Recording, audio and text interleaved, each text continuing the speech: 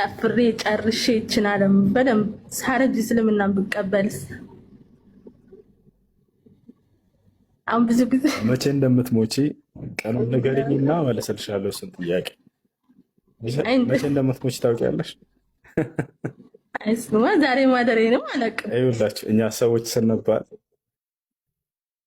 እኮ ስለዚህ ሰው እውነትን በተረዳና ባወቀበት ቀን ወደ አምላኩ መመለስ አለበት።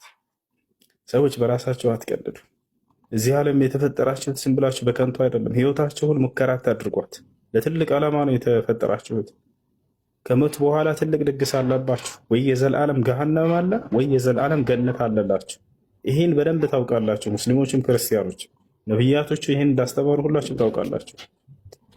ታዲያ ህይወታችሁን ሙከራ አድርጓት። ገብታችኋል? በህይወት አይሞከርም፣ በህይወት አይቀለድም። ነገ ንስሐ ገባለሁ የሚል ሰው እስከ ነገ ድረስ ለመኖርህ ዋስትናህን ስጠኝ ይበሉት። አንተ ዋስትና መቼ የለንም፣ በእጃችን አይደለም። መቼ እንደምንሞት አናውቅም። ምናልባት አሁን ገስት ላይ እያወራሽ ልትሞት ትችላለሽ። መቼ እንደሚወሳ አያውቅም። ገብታችኋል? ሉቅማን አልሐኪም ጠቢቡ ሉቅማን ምን አለ? ያ ቡነይ ላ ቱአኺር ተውባ ፈኢነ ልመውተ የእቲ በግተህ አለ። ልጄ ሆይ ንስሐን አታዘግይ፣ ሞት በድንገት ይመጣልና ብሎ ተናገረ። ይሄ ነው እና መቼ እንደምንሞት አናውቅምና እውነቱን ተቀብላችሁ ቀሪ ዘመናችሁን ኑሩ። መጨፈር፣ መደነስ ምናምን ይሄ እንትን መዝለል ምናምን እርሱ ለሰይጣን ባርነት ራስን ማስገዛት ነው። ይሄ ነፃነት እንዳይመስላችሁ። ትክክለኛ ነፃነት ያለው የፈጠራችሁን አምላካችሁን ስታውቁና እርሱን ስትገዙ በዚያ ውስጥ የምታገኙት ህይወት ነው። መጨፈርና መደነስ እንትን ማለት መዝለል ግን ይሄ ለሰይጣን ባርነት፣ ለሰይጣን ራስን ማስገዛት ነው። ሰይጣንማ ተዉት፣ አትስሙት። ለጌታችሁ ለአምላካችሁ ለአላህ ሱብሓነሁ ወተዓላ እዛችሁ እርሱን ብቻ ስታመልኩ ጊዜ የምታገኙት ደስታ ወደር የለውም። ለዚህ ነው እዚህ ዓለም ላይ ከማንም በላይ ደስተኞች ነቢያቶች ነበሩ። ድሃ ናቸው እኮ አብዛኛው ነቢይ ድሃ ነው። ምድራዊ ህይወትን ብዙ ሳይጠቀሙ ነው የሄዱት። ገብቶሻል? ነቢዩ ሙሐመድ ሰለላሁ ዐለይሂ ወሰለም በጣም ተቸግረው ኑረዋል። ያገኙበትም ጊዜ አለ። ሲያገኙ ቸር ናቸው። ነቢያቶች ሁሉም እንዲህ ናቸው። በቃ ግን ከማንም በላይ ደስተኞች ናቸው። ምድር ላይ አልጨፈሩም፣ አልተጫወቱም። ነገር ግን ለአንዱ አምላክ ለጌታቸው ለአላህ ሱብሓነሁ ወተዓላ መስዋዕትን ከፍለው እርሱን ሰብከው እርሱን አስተምረው ሄዱ። እዚያ ላይ በጣም በርካታን ፈተና ተቀበሉ። ነቢዩ ሙሐመድ ሰለላሁ ዐለይሂ ወሰለም ከዕለታት አንድ ቀን በጣም በተፈተኑ ጊዜ ከእርሳቸው በፊት ያለፉ ነቢያትን እያስታወሱ ሙሴን አስታወሱና ረሒመ ላሁ አኺ ሙሳ ፈቀድ ኡዚየ አክሰረ ሚን ሃዛ ፈሰበር አሉ። ወንድሜን ሙሴን አላህ ይዘንለት፣ ከእኔ በላይ የተፈተነ እርሱም ግን ታግሶ አለፈ፣ እኔም እንደነርሱ ታገሳለሁ እያሉ ነቢያትን ያወሱ ነበር። ስለዚህ ደስታን ከፈለጋችሁ በቀጣዩ ዓለም ፈልጉት እንጂ ምድራዊ ደስታ ይሄ ጊዜያዊ ደስታ ነው። ያን ያክልም አይደለችም እቺ ደስታ። እዚህ ዓለም ላይ ደስታ ብሎ ሰው የሚያስበው ለሰይጣን ባርነት ራስን ማስገዛት። ደስታ ትክክለኛ ደስታ ያለው ጌታቸውን አምላካቸውን አውቃችሁ በእርሱ መንገድ ስትኖሩና እርሱን ስትገዙት ጊዜ ነው እና ይሄ ነው። እሺ፣ በጣም አመሰግናለሁ። እስላም ማለት ምን ማለት ነው? እሺ፣ ኢስላም ማለት አንድና ብቸኛ የሆነውን አምላክ አላህን መገዛት ማለት ነው። አልኢስቲስላሙ ሊላህ ማለት ነው። አንድና ብቸኛ ለሆነው አምላክ መገዛት። ያ አምላክ ነቢያቶች ያስተማሩን አንድ አምላክ የሆነው የአብርሃም የኢስሐቅ የያዕቆብ አምላክ የሆነውን እንጂ ሌላን አምላክ አይደለም። ነቢያቶች እንግዲህ አንድን አምላክ ሰብከው ሄደዋል በምድር ላይ ብለን እናምናለን። ያ አንድ አምላክ በአንድነቱ ላይ ሶስትነት የለበትም። ያ አንድ አምላክ ለዘላለም ሕያው ነው። በሕያውነቱ ላይ ሞትነት የለበትም። በሰው ልጆች ኃጢአት ብሎ የሚሞት አይደለም። ያ አምላክ ፈጣሪ ብቻ ነው። በፈጣሪነቱ ላይ ፍጡርነት የለበትም። ያ አምላክ መለኮት ብቻ ነው። በመለኮትነቱ ላይ ሰውነት የለበትም። ያ አምላክ ጌታ ብቻ ነው። በጌትነቱ ላይ ባርነት የለበትም። ያ አምላክ ኃያል አሸናፊ ነው። በኃያልነቱ በአሸናፊነቱ ላይ ተሸናፊነትና ድክመት የለበትም። ያ ኃያል አምላክ ጠባቂ ነው ለዘላለም ፍጥረታቶች። ለቅጽበት ሞቶ እርሱ በፍጥረታቶች የሚገደል የሚሰቀል አምላክ አይደለም እና ይህ ነው። ያ አንድ አምላክ ታዲያ ምን አደረገ መሰለሽ? ለነቢያት አንድ ሃይማኖትን ደንግጎ ሰጣቸው፣ ኢስላም የተባለን ሃይማኖት። አላህ ይህም በቁርአን ላይ ሲናገር ምን ይላል? ኢነ ዲነ ዒንደ ላሂ ልኢስላም አለ። ከእኔ ከአምላካቸው ዘንድ ትክክለኛው ሃይማኖት እስልምና ሃይማኖት ነው አለ። በሌላ ቦታ ላይ ወረዲቱ ለኩም ልኢስላም ዲና ይላል። ለእናንተ ለሰዎች ሁሉ አንድ ሃይማኖት እስልምናን ብቻ ወደድኩላችሁ ብሎ ተናገረ። ታዲያ ይህን ሃይማኖት ራሱ እንደደነገገው ከነገረን በኋላ ሃይማኖት የሚደነገገው ከፈጣሪ ዘንድ ነው። ፈጣሪ ራሱ ደንግጎ ይሰጠና ከዚያ ያንን ነቢያቶች ይቀበላሉ፣ ለትውልድ ይሰብካሉ። ታዲያ ነቢያቶችን ሁሉ አዘዋቸው እንደነበር ኢስላምን ሲናገር ምን ይላል? ሸረዐ ለኩም ሚነ ዲን ማ ወሳ ቢሂ ኑሐን ወለዚ አውሐይና ኢለይከ ወማ ወሰይና ቢሂ ኢብራሂመ ወሙሳ ወዒሳ ይላል። እነሆ ይሄን እስልምናን ሃይማኖት ለእናንተ ደነገግኩላችሁ ከዚህ በፊት አብርሃምን፣ ኖህን፣ ሙሴን፣ መሲህን ሳይቀር አዘዤባቸው የነበረውን ሃይማኖት እያለ ተናገረ። እነዚያም ነቢያት በየዘመናቱ ለትውልዶቻቸው ይህንን ኢስላምን ሰበኩ። ሐዋርያቶች ቃል በቃል ወሽሀድ ቢአንና ሙስሊሙን ይላሉ፣ እኛ ሙስሊሞች መሆናችንን መስክር ክርስቶስ እያሉ ይናገሩት ነበር። ልክ እንዲሁ የሙሴ ተከታዮች ረበና አፍሪግ ዐለይና ሰብረን ወተወፈና ሙስሊሚን አሉ፣ ጌታችን አላህ ሆይ እኛ ሙስሊሞች አድርገህ ግደለን እያሉ ተናገሩ ይላል። ያዕቆብ ልክ እንዲሁ ለልጆቹ ወያዕቆብ ያ በንየ ኢነላህ አስጠፋ ለኩም ዲነ ፈላ ተሙቱነ ኢላ ወአንቱም ሙስሊሙን አለ። ልጆቼ ሆይ እነሆ አምላክ አላህ አንድ ሃይማኖትን ኢስላምን ብቻ መርጦላችኋል፣ አደራ ልጆቼ ሙስሊሞች ሆናችሁ እንጂ አትሙቱ አላቸው ይላል። ታዲያ ልጆቹ ሁላቸውም የያዕቆብ ሁላቸው ልጆቹ ምን አሉ? ቃሉ ነዕቡዱ ኢላሀከ ወኢላሀ አባኢከ ኢብራሂመ ወእስማዒል ወኢስሐቅ ኢላሀን ዋሒደ ወነሕኑ ለሁ ሙስሊሙን፣ እኛ ሙስሊሞች ነን ብለው ይናገራሉ። እና ይህ ነው ታዲያ አምላክ አላህ ስብሐነ ወተዓላ ለሰው ዘር ሁሉ የደነገገው ብቸኛው መለኮታዊ ሃይማኖት ኢስላም ይባላል። እስልምና ማለት ያንን አንዱን አምላክ የአብርሃም የኢስሐቅን አምላክ በብቸኝነት እንድታመልኩ የሚያስተምራችሁ የሆነ መለኮታዊ ሃይማኖት ነው። ከአምላክ ነው ድንጋጌነቱ። ከዚያ ነቢያቶች ተቀብለው ሰበኩት። አምላክ ታዲያ በዚህ መንገድ ላይ ለሞተ ሰው በቀጣዩ ዓለም ገነትን ሊያጎናጽፈው ቃል ገብቷል። ከእርሱ ውጭ ሌላ ሃይማኖትን ይዞ የመጣ ደግሞ የፍርዱ ቀን ከገሃነም ሰዎች እንደሚሆን ተናግሯል። በዚህም ማስረጃ አለዚነ አመኑ ቢአያቲና ወካኑ ሙስሊሚን እድኹሉል ጀና አለ። እነዚያን ያመኑትንና ሙስሊሞች የሆኑትን ለእነርሱ ገነትን ግቡ እላቸዋለሁ አለ። በሌላ ቦታ ላይ ደግሞ በእርሱን ይዞ ላልመጣ ሰው የፍርዱ ቀን ወደ ገሃነም እንደሚወርድ ሲናገር ምን አለ? ወመን የብተጊ ገይረ ልእስላሚ ዲናን ፈለን ዩቅበለ ሚንሁ ወሁወ ፊል አኺረቲ ሚነል ኻሲሪን አለ። ከእስልምና ውጭ ሌላን ሃይማኖት የፈለገና የተከተለ ሰው እርሱ ከእኔ ዘንድ የፍርዱ ቀን ተቀባይነት አያገኝም አለ። የዛኔ ግን ከከሰሩት ሰዎች ይሆናል፣ ከገሃነም ሰዎች ይሆናል ብሎ ተናገረ። ነቢዩ ሙሐመድ ሰለላሁ ዐለይሂ ወሰለም ለትውልዳቸው ሲናገሩ ምን አሉ? የብነ ልኸጣብ ኢዝሀብ ወናዲ ፊናስ አነ ልጀነተ ላ የድኹሉሃ ኢላ ነፍሱ ሙስሊም አሉ። ገነትን ሙስሊም ነፍስ ካልሆነ በስተቀር ማንም እንደማይገባት አዋጅ ለትውልድ ሁሉ ተናገሩ ብለው ተናገሩ።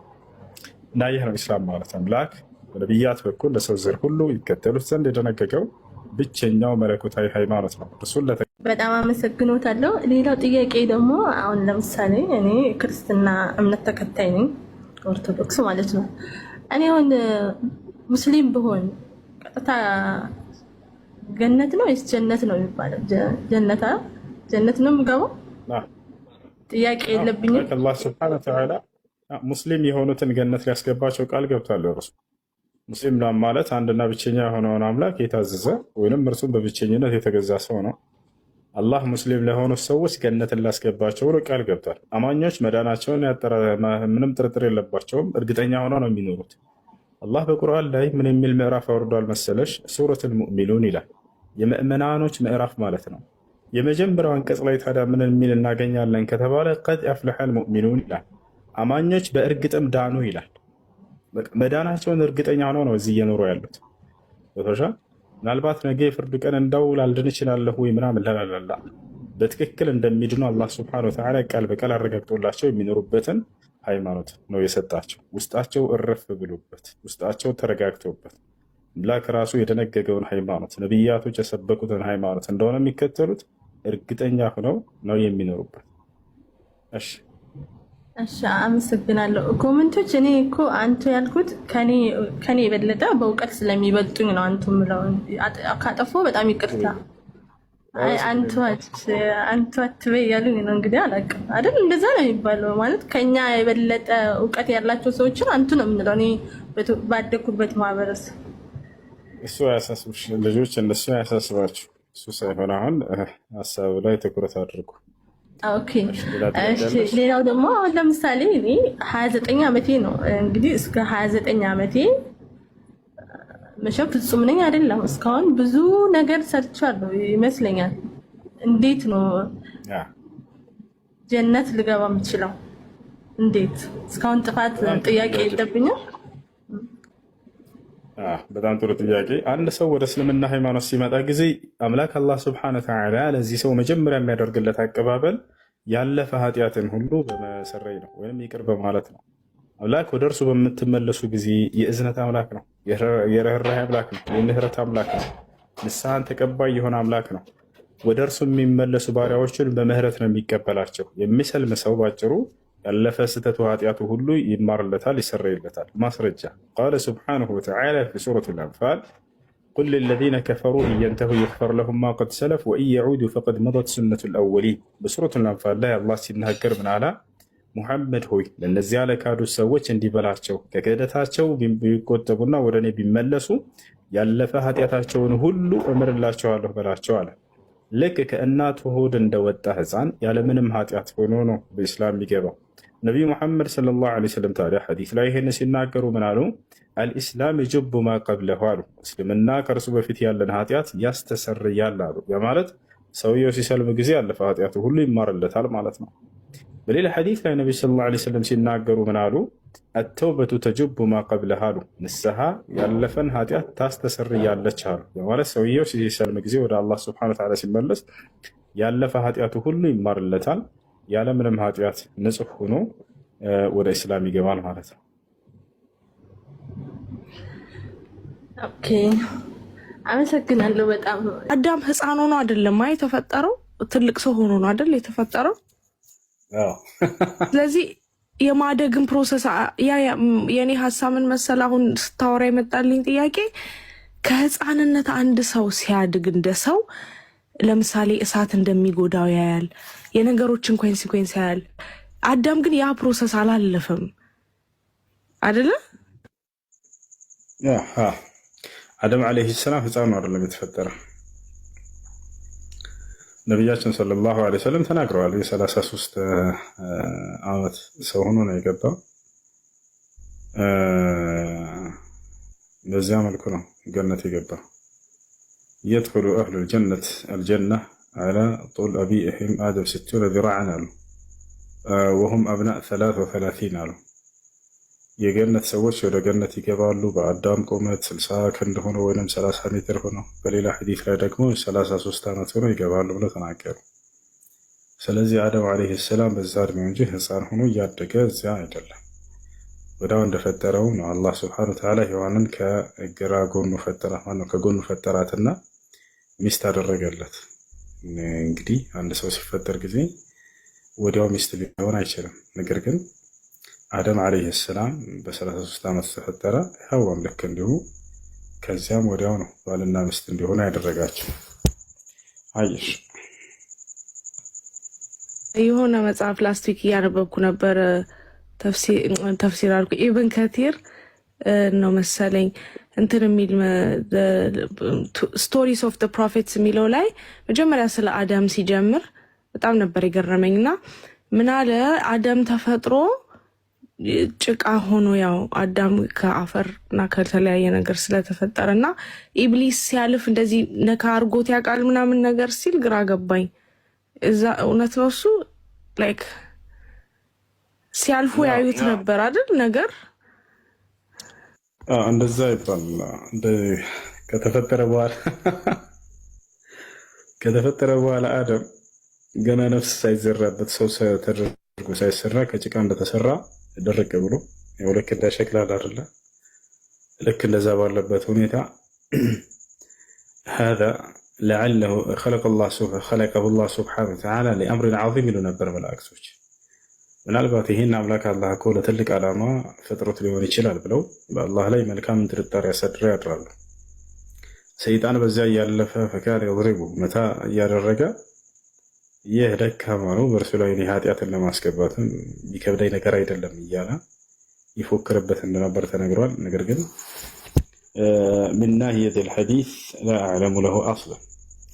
اسكي ذكرنا لما خلق الله آدم مسح ظهره فسقط من ظهره كل نسمة هو خالقها إلى يوم القيامة، ثم جعل بين عيني كل إنسان منهم بيضاء من نور، ثم عرضهم على آدم فقال أي ربي من هؤلاء؟ قال هؤلاء ذريتك، فرأى رجلا منهم أعجبه نور ما بين عينيه فقال أي ربي من هذا؟ قال رجل من ذريتك في آخر الأمم يقال له داود.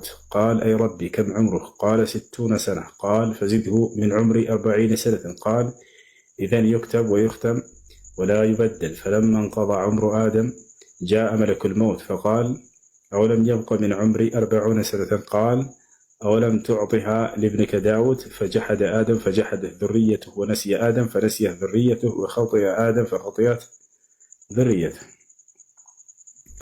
يروى الذي قال به سمتاችሁ ሊሆን ይችላል። ሰየሆነ ሐዲስ ነው እና አደም አለይሂ ሰላም አላህ ሱብሓነሁ ወተዓላ ፈጠረውና ከጀርባውም ዘሮችን ሁሉ አወጣቸው። ከዚያም በኋላ ዘሮቹን አሳየው ለአደም አለይሂ ሰላም እስከ ዘመኑ ፍጻሜ ድረስ የሚፈጠሩ ልጆችን ዘሮችን ባሳየው ጊዜ ከልጆቹ መካከል አንድ እጅግ በጣም ያማረና የተዋበ ልጅ አየ። እርሱንም ጠየቀ፣ ጌታዬ አላህ ሆይ ይሄ ልጄ ማን ይባላል ብሎ ጠየቀ። ይሄ ልጄ ዳውድ ይባላል ብሎ ነገረው። ወይም ዳውድ አለይሂ ሰላም ዳውድ ይባላል። ከም ዑምሩሁ ብሎ ጠየቀ። አደም እድሜውስ ምን ያክል ነው የተሰጠው እድሜ ብሎ ሲጠይቀ 60 ሰነተ ነው፣ 60 ዓመት ነው የሰጠሁት። 60 ዓመት ነው የሰጠሁት። ዚድሁ ሚን ዑምሪ 40 ሰነተ ከኔ እድሜ ቀነሰ 40 ዓመት ስጠልኝ አለ። አላህ ሱብሓነሁ ወተዓላ ቃል አስገባው። እንደሱ ካልክ ችግር የለውም፣ ግን ይህ ይጻፋል ይታተማል። በፍጹም ይህ የሚቀነስም ነገር አይደለም ማለት። ከዚያ በኋላ የሚቀየር ቃል አይደለም ማለት። ከዚያ በኋላ ምን አደረገ ከተባለ ልክ አደም በምድር ላይ ኖረና 40 ዓመት ሲቀረው ጊዜ መለኩል ሞት ደርሶ መጣ። የሞት መልአክ ነፍስ ላውጣ ነው ሲለው ጊዜ እንዴ ከእድሜ እኮ ገና 40 ዓመት ይቀረኛል አለ። እድሜው ተነግሮታል አይደል? ምን ያክል ዓመት እንደሚኖር እያሰባት ነበር ያች 40 ዓመት ይቀራል አለ። እንዴ አወለም ተዕጢሃ ለብልከ ዳውድ አለው መለኩል ሞት። እንዴ ያንን እድሜን 40 ዓመቱን እድሜን ታዲያ ለዳውድ አልሰጠውም ነበር እንዴ? አልሰጠውም ማለት አደምን ካደ ብሎ ተናገሩ ነብዩ ሰለላሁ ዐለይሂ ወሰለም። እና ስለዚህ ያ ማለት አልሰጠውም ብሎ ያንን ስለረሳ ነው ፈለስ እያሉ ነብዩ ሰለላሁ ዐለይሂ ወሰለም ረሳና አደም ያን ነገር እኔ አልሰጠውም ማለት ብሎ ተናገሩ። ነው የምታመልከው? ስንት አምላክ ነው ያለው በክርስትና? እግዚአብሔር ብቻ ነው፣ ሌላ ምን አምላክ አለ? እሺ አንድ አምላክ ነው የምታመልከው አይደለ? አዎ። እሺ በጣም ጥሩ። ያ አንድ አምላክ ማን ነው? እግዚአብሔር ነው። አብ ነው፣ ወልድ ነው፣ መንፈስ ቅዱስ ወይንስ ሶስቱም ናቸው? አብም ወልድም መንፈስ ቅዱስም አንድ ነው። አንድ ነው በቃ። እሺ አብ ወልድ መንፈስ ቅዱስ አንድ አምላክ ነው የሚላል መጽሐፍ ቅዱስ ላይ። እሱ ምን መሰለ እግዚአብሔር ቃል ነበር ይላል ዮሐንስ ወንጌል 20 ላይ አንድ ላይ ያላይተውም እንዴ? ቃል እግዚአብሔር ቃል ነበረ፣ ቃሉ ነው እሱ የተለያየው እንጂ አንዱ እግዚአብሔር ነው። ግን እኛን ለማዳን ሲል ወደ መሬት ሲመጣ ይኸው በቃሉ ነው የመጣው ወደ መሬት ማለት ነው። ኢየሱስ ክርስቶስ ማለት እግዚአብሔር ራሱ ነው፣ ግን በስጋ ተገልጦን ይመጣ። ለዛ ነው ሶስት ብለን እንጂ አንድ ነው። ኢየሱስ ክርስቶስ ማለት እግዚአብሔር ነው፣ በስጋ ስለመጣ ነው ወደ መሬት ማለት ነው። በርዬ ይኸውልህ አዳምጥ እባክህ ለነፍሳቸው እዘኑላት። ነፍሳችሁን በጣም ውደዱ። እኔ ልንገራችሁ በመጀመሪያ ነፍሳችሁን በጣም ውደዱ። ነፍሳችሁን ከጥፋትም ራሳችሁን ናችሁ የምትጠብቋት፣ ልታድኗትም የምትችሉበት በራሳችሁ እጅ ነው ያለው። ያን የምትድኑበትንና የምትጠፉበት መንገድ በነቢያት በኩል ተቀምጦላችሁ ነው። መጽሐፍ ቅዱስ ላይ አንድ አምላክ ብቻ እንዳለ ያስተምራል። ያ አንድ አምላክ ማን እንደሆነም ተቀምጧል። ግን እናንተ ክርስቲያኖች ያንን አታምኑበትም። እንዴት በሉ? ክርስቲያኖች አንድ አምላክ ብለው የሚያምኑት አብ ወልድ መንፈስ ቅዱስ አንድ አምላክ ነው ብለው ነው የሚያምኑት። የትኛውም ቦታ ላይ ግን ከኦሪት ዘፍጥረት እስከ ራእይ ድረስ አብ ወልድ መንፈስ ቅዱስ አንድ አምላክ ነው የሚል የለም። የመዳንና የመጥፋታችሁ ዋና ቁልፍ ያለው በቃ እዚህ ስለ አምላክ ጉዳይ ላይ ነው። ያ አንድ አምላክ አብ ወልድ መንፈስ ቅዱስ ነው ብላችሁ መጽሐፉ ላይ ማስረጃ ካላገኛችሁ ወረበል ከዕባ በአላህ ስብላል አትድኑ። የምትድኑት አንድ አምላክ ተብሎ የተገለጻለ ነብያቶች ሁሉ የሰበኩት አንድ አምላክ፣ ያን አምላክ ፈልጋችሁ ስታገኙ ጊዜ ነው። ገብታችኋል? ያን አምላክ ፈልጋችሁ ስታገኙ ጊዜ ነው። ክርስቶስ ታዲያ ምንድን ነው ከተባለ ክርስቶስ አምላክ እንዳለው ነው ያስተማረው። ሌላኛው ነገር እኔ አምላክ ነኝ ብሎ አላስተማረም። የትኛውም የመጽሐፍ ቅዱስ ስፍራ ላይ ክርስቶስ እኔ አምላካችሁ ነኝ አምልኩኝ ብሎ አላስተማረም።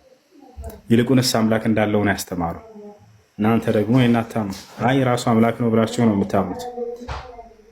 ታዲያ ክርስቶስን መቃወም ትፈልጋላችሁ? ክርስቶስን መቃወም ትፈልጋላችሁ? ክርስቶስ እኔ አምላክ